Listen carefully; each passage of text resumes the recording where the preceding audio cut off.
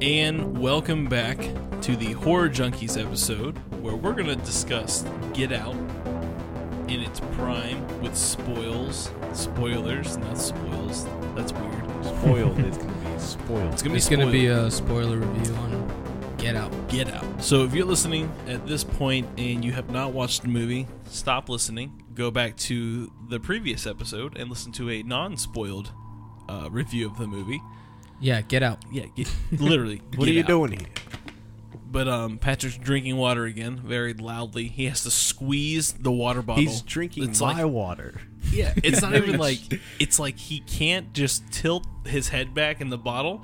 He has to squeeze the bottle as hard as he can, and so the water just obliterates his mouth. Oh shit! Okay, so let's do this. Let's just do an episode where we talk about how much of a piece of shit I am. Excellent. Next week's episode. Stay tuned. Fuck yeah! All right, guys. So, Get Out. Where do we start? Where do we start? First impressions with spoilers now, because before we talked about without it. So now we could do the full spoiler. Now we can do like a full breakdown of your whole movie? impression. Yeah. All right. I liked it a lot. The third act kind of falls over for me. It becomes predictable, but from everything else that builds up to that is by far the best horror movie this year. This year, so far, best horror movie. Yeah. I'm not even horror movie. It was the best movie I've seen this so far. There was really good jump scares. There was really good jump scares. Especially with the neighbor, him running full. That wasn't the throttle. neighbor. That was the freaking lawn man. The groundskeeper. The groundskeeper. It would have been cool not seeing that in the trailer, but it was still cool. Still scared me. Yeah. No, it was terrifying, and Georgina was terrifying as well. Like the laughing, and then the crying, and then the nose. God damn it, that was scary. Yeah. All right.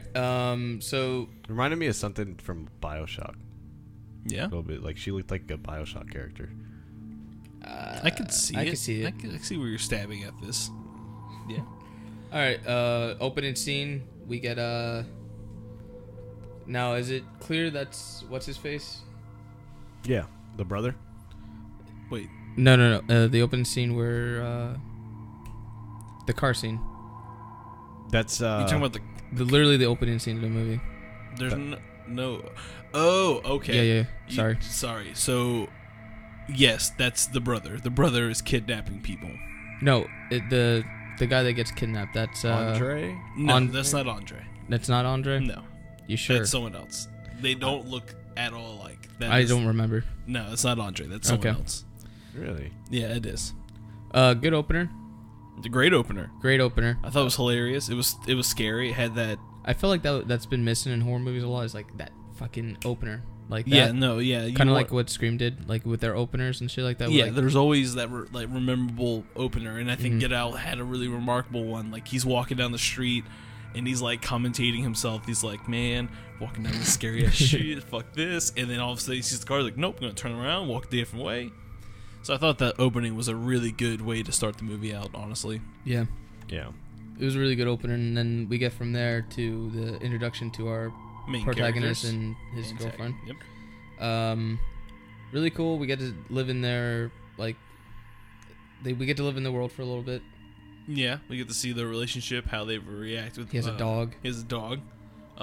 We get introduced to Ron eventually in the movie. Yeah, Ron's cool. Best character. I love that. Hands down. Yeah, best character, hands down. This movie does take a lot of influence from Scream, because I felt like Ron was like, for us, he was the audience, like commentating on the movie as well. Like, yeah. When there were scenes where Chris would do something, and Ron's on the phone, he's like, "Oh, don't do that." And we would say to the yell it back at the screen or something. Yeah, I agree. And from there, that's like from Scream. That's kind of like Randy's character. Yeah, where Randy's telling them all the rules and what not to do and shit like movies. that. Yeah, no, I can see that. I like that a lot. And he made the movie somewhat funny. Oh yeah, he was definitely in very stressful, intense parts. He was definitely the comic relief in this movie. Yeah, I think he portrayed like somebody that works for the TSA really well. Yeah. Yeah. He was definitely the comic relief in this movie. Yeah. I think he portrayed like somebody that works for the TSA really well. I think he portrayed like somebody that works for the TSA really well. Oh, he really did. No, Oh, yeah. that was the best thing about him is that he fucking was like in love with the fact that he was a TSA agent. Like that's so funny. One of the best parts is when he goes into the police station to tell the story. That fucking scene was so funny. He Holy shit, I forgot about that completely. He like paused. He was like, "Hold on, sex slaves," and they all just like fucking died. And I thought that was really funny. I thought another part of his character, I mean, towards the end of the movie, he was just like, "Cause I'm a TSA motherfucker," and it's just like those catchy ass one-liners. That was so funny. Yeah, it's So I guess we should talk about the elephant in the room in this one, but in this movie, what it's actually like referring to. Yeah. So fuck white people, right? Exactly. I'm just kidding. This movie's not it's definitely not a white propaganda no, I would say, I mean, movie it's at all. definitely talking about racism in America to the extreme, but like a different type of racism. But it's not like how the Purge election year portrayed the white people, which was because they portrayed it more by class. Yeah, and I mean they also, I mean, like they really made that movie white devil propaganda, which in my eyes was awesome. But this movie, I mean, came at probably in a really cool time. I mean, not a really cool time, but the right time. The right time. Thank you for our country and what's going on with our minorities in this country. So yeah, socially, huge social commentary. Huge social commentary. Yeah, I feel like, and that's the thing with film. Film always reflects on what's going on with. Oh yeah. Either politics or socially what's going on in our society. Yeah, I mean, come on, they're making an entire American Horror Story. Oh yeah, based on the election. Season based off the election year. Yeah, I'm still wondering how it's gonna play out. We'll see what happens. I'm sleeping for the next 4 years. Yeah, but yeah, this movie, and it's touching on a different type of racism completely. So it's not like a literal like we hate black people type of thing. It's kind of going on prejudice. Yeah, it's completely. It's facing prejudice, where it's like people who think they're not racist, but they're still racist. Yeah, but even the fact, and the famous line in that movie is said by the girlfriend's father's character when he says, "Oh, I would have elected Obama for a third term." Yeah, yeah. No, I mean that. Yeah, and just saying that is just like it makes. Yeah, you're like, oh, I'm not racist, but you're trying to cover. Yeah. It seems like it is a very like it's a rephrase of the I'm not racist, I have a black friend. But yeah, exactly. It's just rephrased. Yeah, it's just said in a I'm not manner. racist. My president's black. Like, type of thing. I voted for Obama. I'm not racist. Yeah, exactly. Okay, well, that still doesn't make you not a racist. I mean, I'm sure you probably have prejudice. Yeah. Dove into a lot of like. This movie was very spooky. The soundtrack alone, the violins, even the opening, Charles Gambino's Redbone plays, which is a pretty cool song, and I wasn't expecting hearing that from watching this movie, but it fit in perfectly. And then from there, it's the violin like type of music, like very very. It had that Insidious feel with the first one. Oh, for sure. Yeah. This movie definitely had a tone, has a style, and give it up for fucking Jordan Peele, because his first fucking movie. Yeah, no. I mean, he's not this. I mean, well, they had Kanye, the cat movie. But serious movie. Yeah, I don't even think they produced that. I think they were just in it. Yeah. But Keanu. Yeah. Keanu. Funny movie. Yeah. But yeah, no. For this being his first like thriller. He's definitely leaving a mark. No, yeah, he's set the bar for this year. I mean, of course, we got Alien Covenant coming out, so I mean, like we talked about on the episode prior. So I mean, I'm not gonna say that they're not the same genre of horror movie. No. Get out to more thriller, psychological than horror. Versus Alien Covenant's gonna be a sci-fi horror like the original. This is suspense horror, of course. Yeah, and he definitely does know how to build like he knows how to make a scene feel heavy. He knows how to make especially when it comes to like the scene where he's trying to get his keys. It makes it really tense. Oh yeah, no, that when was it got revealed like what was twist actually is happening. about this family. No, yeah, that Like right when the movie turns on its side and actually turns into something. It else. almost seemed like he was kind of going crazy for a second. Yeah, well, I mean, like he thought was finding. I think he was starting to actually. I mean, like starting to realize what starting to realize what the fuck was going on. I mean, like I want to say in the movie, she says that she's his first black boyfriend. So like for the past 4 months, he's had this notion that he's the first black guy she's dated and brought home. And he sits in the room and he goes in that little closet that's opened up, and there it is, a box with numerous photos of different black men that she's been with. So I mean, I think that, and even those pictures of Walter and Georgina, yeah, and the Brooklyn artist Andre. What's his name? Andre? I don't remember. I can't remember his name off the top of my head. I want to say it was Andre. Was that the guy that was bleeding from the nose? Yes. Yeah, I'm pretty sure it was Andre. But I thought he was the same guy that got kidnapped in the very beginning. He's not. I promise you, he's not. Okay. Not the same character. I think it was just setting a mood for the movie and showing you what's happening. But that wasn't the same. It did. It really did. Again, good opener. Let's talk about some other characters. The mom. The hypnotist. The fucking the antagonist. Yeah. The person. Mostly the main, like, next to, well, it's spoilers. Next to the girlfriend, like, the main bad guy. I mean, because if it wasn't for her, and they even say it in the movie, it wasn't for her breakthrough, I mean, they would have never gotten this far with what they were doing. Yeah. Which I wish we knew. Did they? I don't remember off the top of my head. And if you're a listener, and if you know and we don't know, please tell me. What was the goal? Like, what was the overall goal of what they were doing? To live forever. Was it to live forever? I think so. Like, to continue to stay alive. I think that's mostly it. Yeah. To live immorally.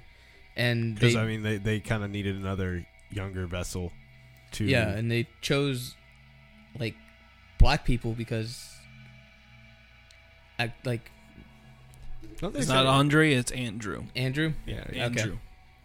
But I mean, I can see that. Yeah, all right. Well, like, again, so the grandfather the family, he dies, and then goes into, they transfer his brain to what's his face, and he's a track runner. Yeah. Right.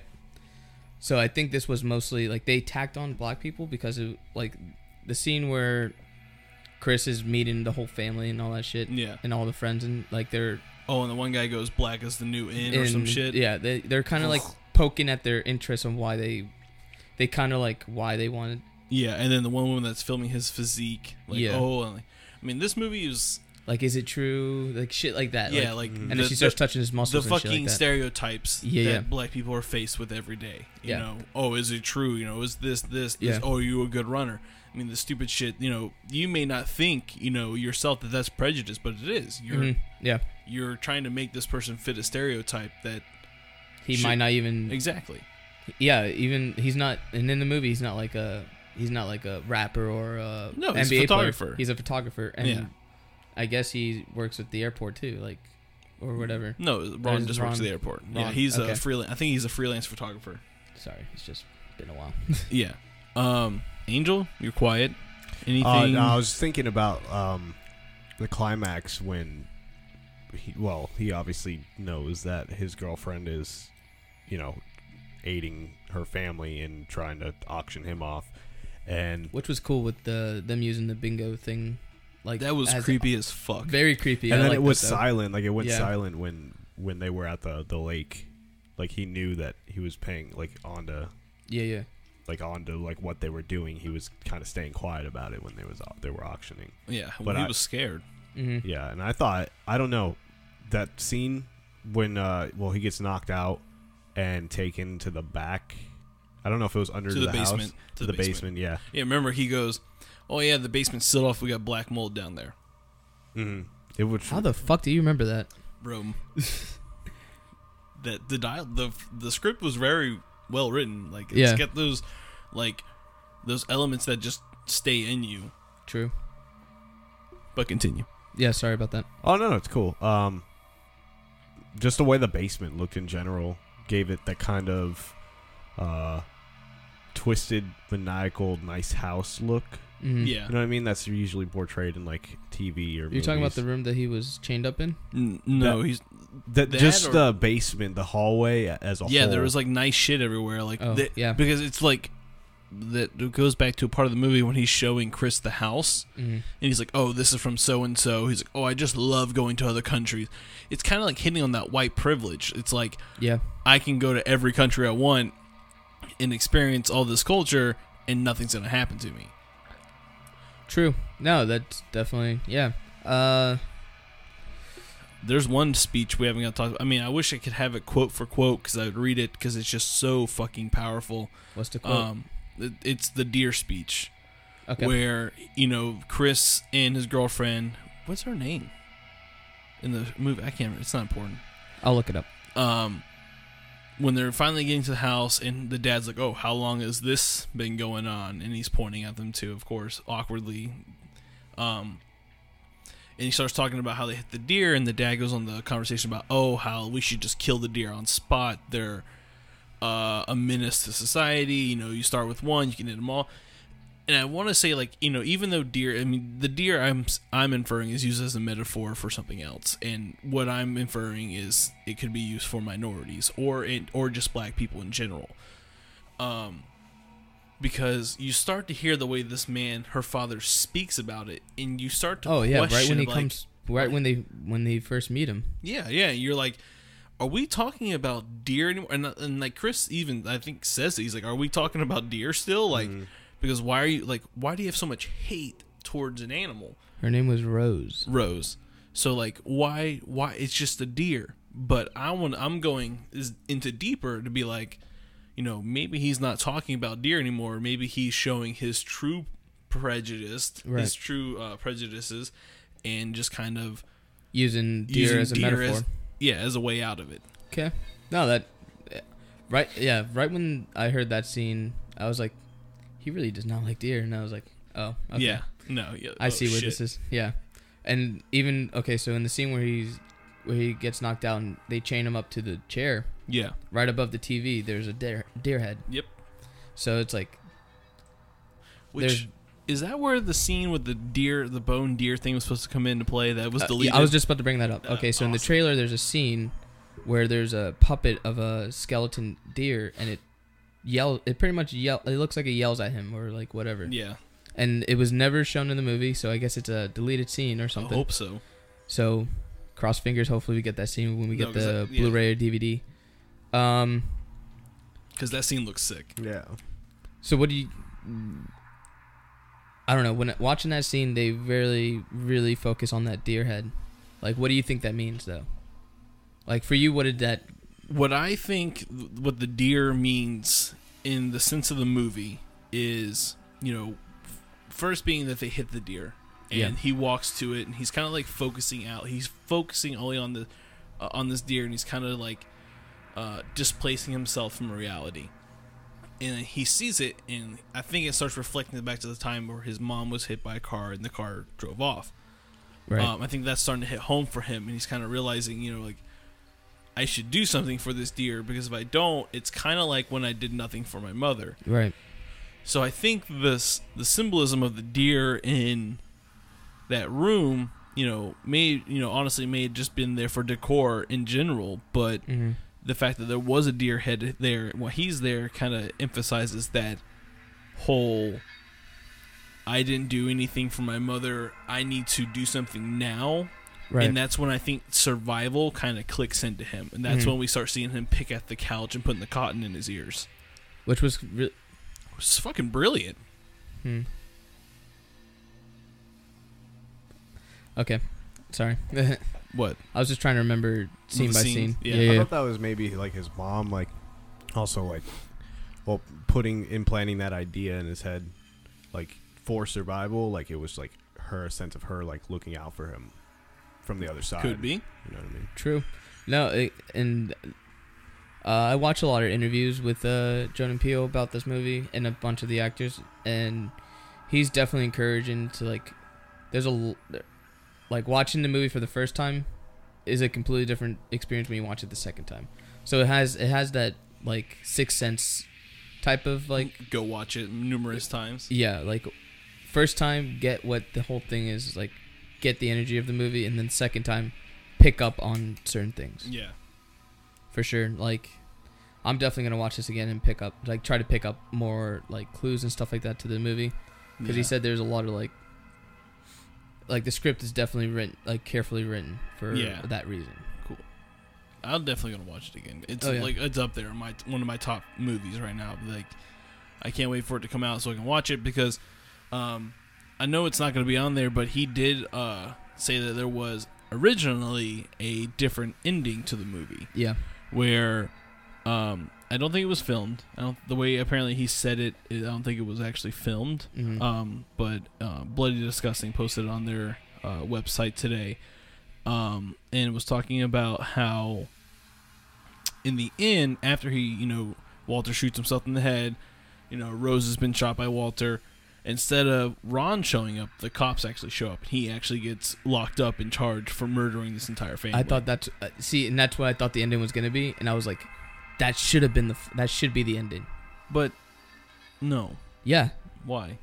Because that will literally show everyone the ugliness of the judicial system, where like he doesn't even get a fair trial, probably. Which is the problem in today's society. Well, yeah. You know how many times that probably happened? Yeah. Where it's just like a black man's at the wrong place at the wrong fucking time. Oh no, that happens every fucking day. Yeah. And that's why I wanted that. That's why, for me, you this can't movie, even drive in our country anymore. Being exactly not white, and which is why this movie, for some like a small portion of the movie, does fall flat for me at the end. Because it did give me the Hollywood ending, like Ron saves the day and picks him up. Like it was cool. It was a funny scene. Like don't get me wrong. I agree. But I saw the cops come in and I was like, if he ends this with the cops arresting him, I feel like the affection, the effect of this movie hits more to home and to everyone. I can see that definitely. Yeah, that would be a huge social commentary. Yeah, exactly. That's what I was expecting, but instead I got Hollywood ending, like happy ending. Ron picks him up and everything's okay. Yeah. Except for someone has to explain all these dead white people. Yeah. So yeah, what happened to all these dead white people? And you got Georgina who's dead in the car, and Walter who's dead on the floor. And fuck the brother. Not to mention the house is burning down too. The house is on fire too. Exactly. So I mean, I'm sure they're in the lore that there's an investigation that's put in place and all this other stuff. And he, of course, is probably going to get questioned, or and the bad thing about it being a fire is, don't worry, I'll bring that up real quick. Sorry. Is that a lot of things are probably going to get destroyed within the flames that can be used to. I just can't imagine being the blind guy on the table, waking up and that blind guy. Yeah, but he just wakes up, like anesthesia wears off, and he's like, and he feels weird, and his scalp is missing, and then he's like, this place is on fire. Oh, he's dead. Yeah, he's dead for sure. Dead. Dead. Fucking. So another thing, if I'm digging into this movie too deep, because it's what I do, is there's a scene in the movie. I don't think you are at all. I think you tapped into something that no one else is seeing. Maybe. So we'll see. But present it, please. Yeah. So in the movie, Rose is eating on her bed. She's all prissy, and she's like, I'm good. Literally right I after have succeeded in my mission, and I'm now going to find someone else. So this bitch begins to type in NCAA fucking top on Bing. Yeah, on Bing of all things, to pick her next victim. And she's sitting in the bed, headphones in, and she's got a glass of fucking milk and a bowl of Fruit Loops. Dry Fruit Loops. And she's just eating the Fruit Loops and then drinking the milk. And she drank the milk. So weird. Yeah. This scene creeped me out. That was the creepiest fucking scene in the entire movie. Which is why, now present your theory on that. My theory is, if you kind of look at it in a more racism type of, segregation type of view, she literally has the Fruit Loops, which are colored, separated from the milk, which is white. And like I said, I could just be digging into something that's not there. That could just been like a creepy scene, but to me, it fits the movie. I feel like That's pretty. Jordan, it's pretty subtle. Yeah, yeah. It is a very subtle scene. You don't think about it. You're just like your mind is like, why is she eating him like that? That's weird. Yeah. When you presented that to me at first, because when I saw this movie, I did not dig deep into that scene at all. Like, and then you presented that, and I'm like, no, that makes sense, because throughout this whole movie, like, he definitely spent time, like, every little detail in the script, for something to represent as something else, right?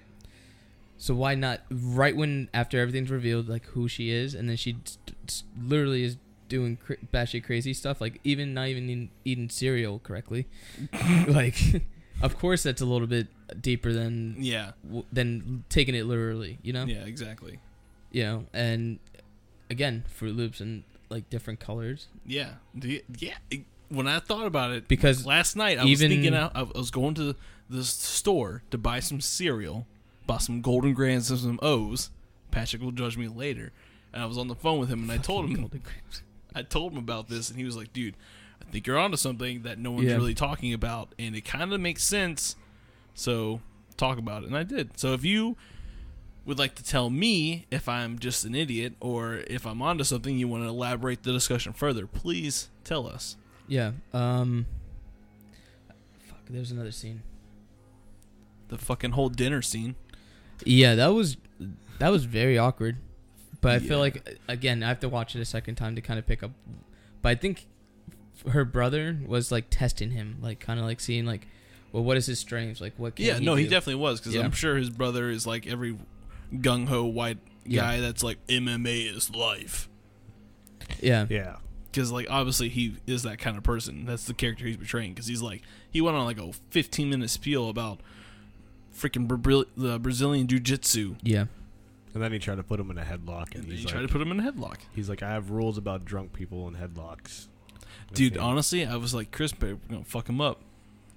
I can see that, man. He just had that attitude. Like, he was, like, very reserved and humble.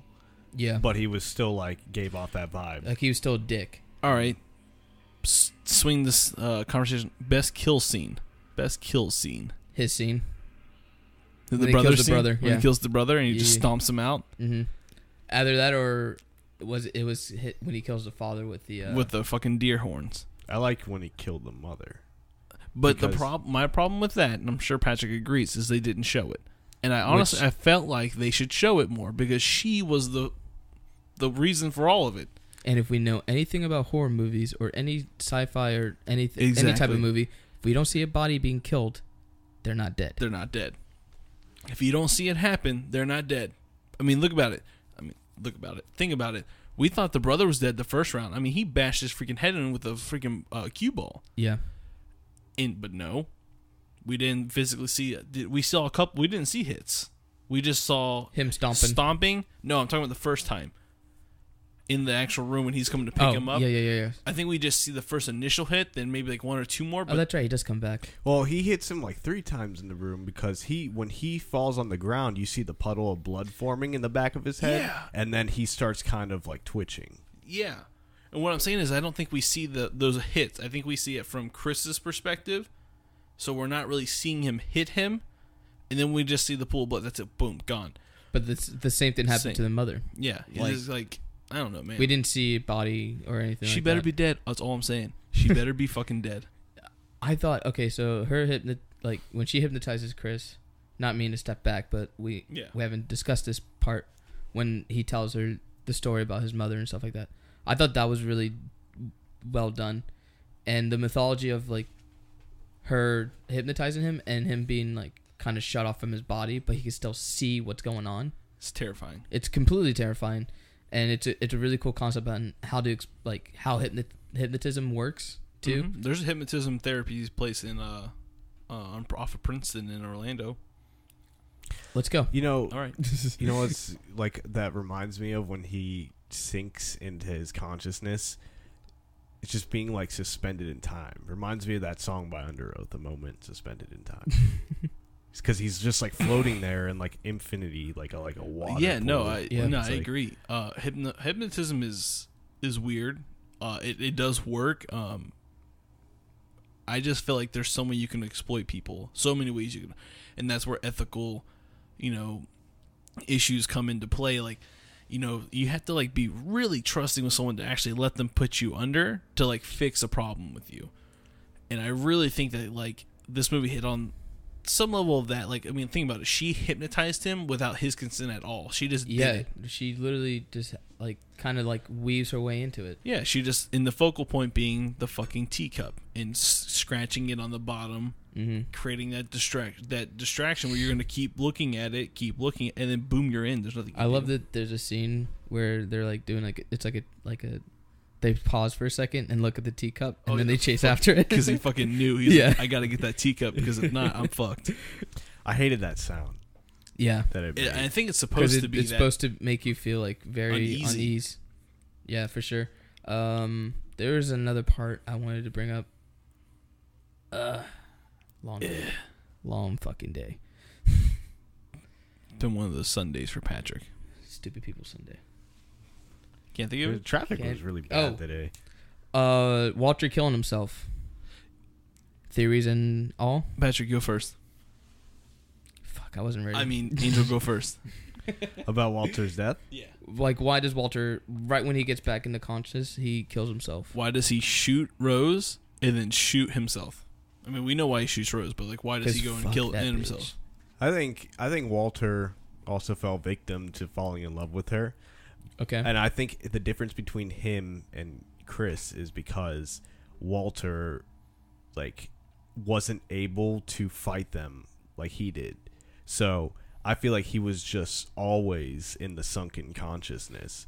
So he was in there for so long, and he watched like a few years go by of everything and what they were doing, that he just couldn't live with it anymore because he felt like he failed himself. That's very true. It's never good point. It's never was discussed how long have these people been in. Well, I want to say Georgina and Walter have been in their care for a long time because they made it seem like it's been in there for a while. Well, it'd have to be right after the grandparents died, right? Yeah, because Georgina and Walter were the grandparents. Yeah. So I'm gonna go to say that the reason why Walter kills is on the same realm as Angel, more so the fact that like he's finally free. Yeah. But he's, but are you free? You know what I mean? Like then I don't think he saw What's-Her-Face die, so he was afraid to go back into that. That is true. He probably doesn't know who's alive, who's dead, so he's probably scared. And this was his way of getting out. I mean, think about it. You've been technically a slave. That's what Georgina and Walter were, and that's what they were saying. They were making people slaves. Georgina and Walter were there against their will, doing labor, being controlled by the mind. So I mean, I think that once Walter was like able to finally get in touch with reality once again, that there was nothing for him to do. There was nothing for him to. That's literally the only thing he saw in his head was, okay, now it's just I gotta stop this completely. Which is sad because it was a very sad part because like Chris looks at him and and it's never it's just he felt the escape was killing himself. So yeah, I thought, and then like right after that is the scene when Ron comes in. It's kind of like, I don't know, it kind of downplayed the kill, like the suicide scene. Kind of, it's kind of like we just dealt like that was heavy. I think that was why Ron was added. I think so too. To kind of line up the movie towards the end, so that wasn't the last thing you remember. And then seeing Chris get arrested or something like that. I get that. I do get that. That'd be a huge downer. Yeah. The last part did not kill the movie for me at all.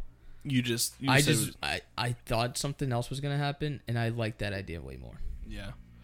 But anything else? I mean, this movie is fucking... I mean, it deserves every 99% it fucking got on Rotten Tomatoes. I think it's at 99. Still.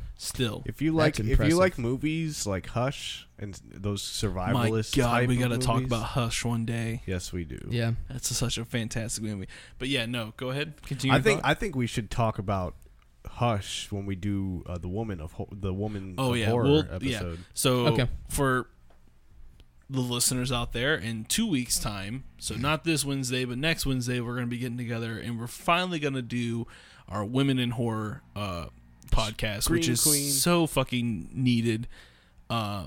Especially now that the new Alien movie is going to come out, so we can have a whole tribute to Ripley and shit like that. We can do. There's a lot of things we're going to be able to talk about, but here on the Horror Junkies, 99%. Yeah, like I said, 99%. Jesus, it's been out almost 2 weeks now. 99%. It's not budging. It's definitely fucking worth it. It's shot up. It's shot up in 7% since a week ago. Yeah. So and even the audience score is really high for it too. Yeah, 90%. So here on the Horror Junkies movie rating, whatever we call it, the score. Yeah. The three of us, since Austin hasn't seen it yet, we're giving it what? 5 out of 5. We're one. It's a 1 out of 10. 1 out of 10. Okay, yeah. so I'm gonna give it a 10.